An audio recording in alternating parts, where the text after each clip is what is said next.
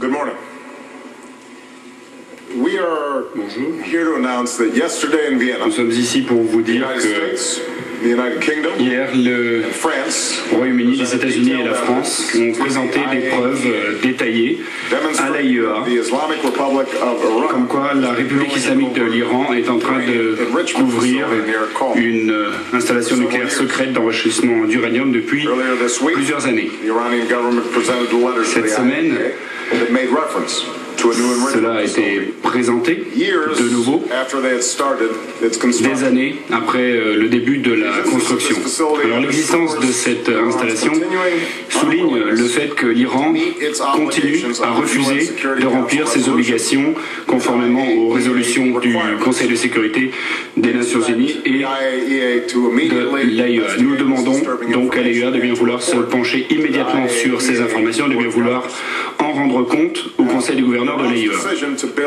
La décision de l'Iran consistant à construire une autre installation nucléaire sans en parler à l'AIEA représente une remise en question directe du traité de non-prolifération nucléaire dont les règles sont claires.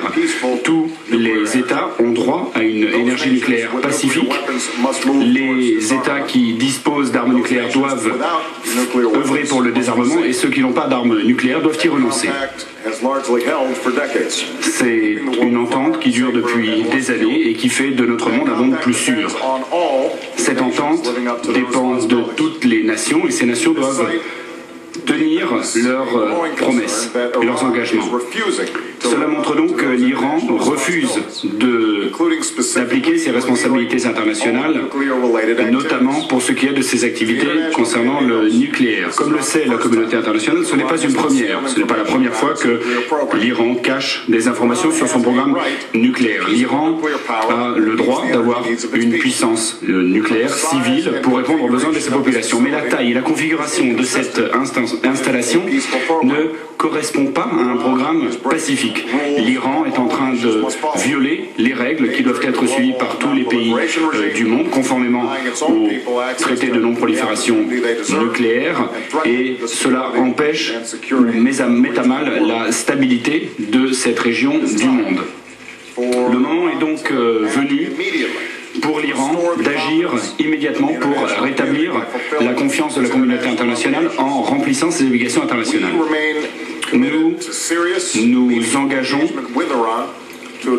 fermement avec l'Iran. Nous voulons parler de toutes ces questions dans le cadre du G5+1. Nous allons vouloir montrer aussi que les obligations ne doivent pas rester lettre morte et que les traités devront être appliqués. Voilà pourquoi il y a un état d'urgence. Voilà pourquoi la réunion du 1er octobre est d'autant plus importante entre l'Iran et les membres du Conseil de sécurité, les 5 donc, plus l'Allemagne.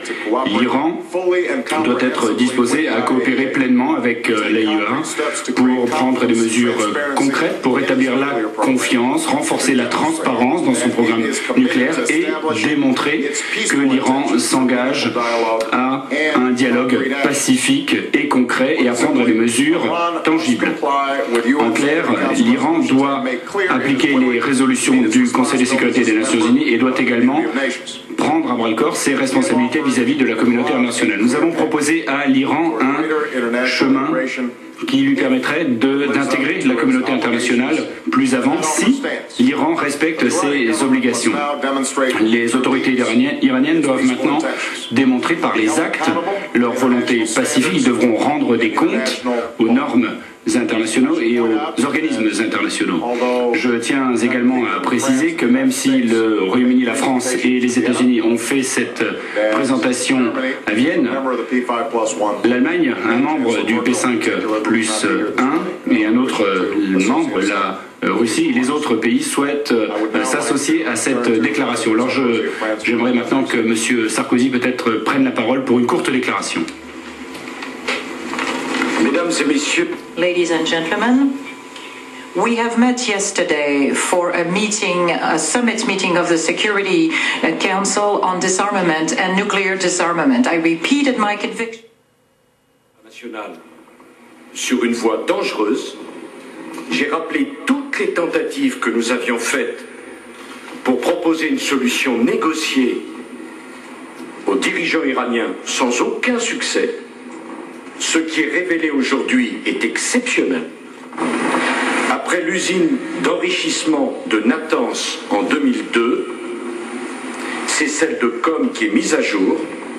Elle a été conçue et construite depuis plusieurs années en violation de résolutions du Conseil de sécurité et de l'AIEA.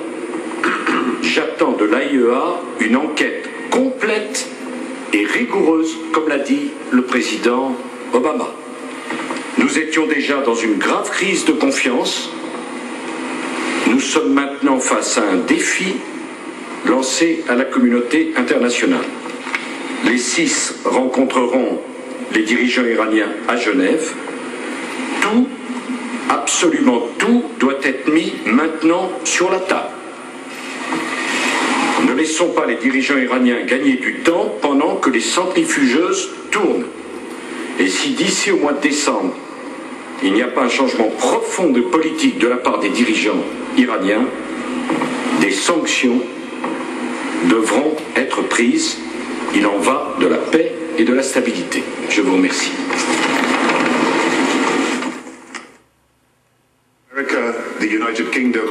Les États-Unis, le Royaume-Uni et la France soutiennent le programme iranien nucléaire de l'Iran et le défi numéro 1 auquel nous sommes confrontés à l'heure actuelle. Comme les présidents Obama et Sarkozy viennent de le dire à l'instant, le niveau de tromperie du gouvernement irakien et le fait de ne pas avoir respecté les engagements internationaux, eh bien tout cela choque la communauté internationale et tout cela ne fera que renforcer notre détermination. Nous avons été trompés pendant de nombreuses années et la communauté internationale n'a plus le choix. Il faut dire clairement les choses.